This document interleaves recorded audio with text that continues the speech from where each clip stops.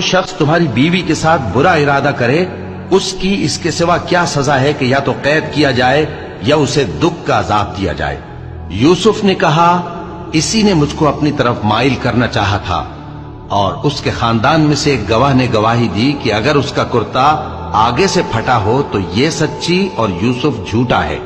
اور اگر کرتا پیچھے سے پھٹا ہو تو یہ جھوٹی اور وہ سچا ہے۔ سو جب اس کا کرتا دیکھا تو پیچھے سے پھٹا تھا، تب اس نے زلیخا سے کہا کہ یہ تمہارا ہی فریب ہے، اور کچھ شک نہیں کہ تم عورتوں کے فریب بڑے بھاری ہوتے ہیں۔